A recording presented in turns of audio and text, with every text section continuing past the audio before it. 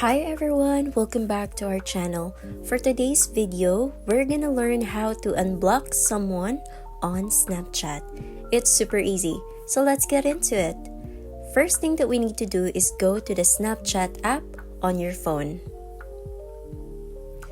And now you need to click your profile icon located at the top right corner of your screen.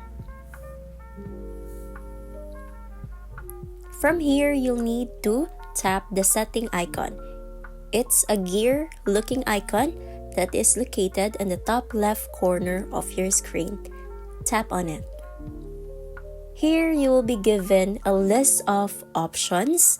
You just need to scroll down to privacy controls and find block users. Click on it.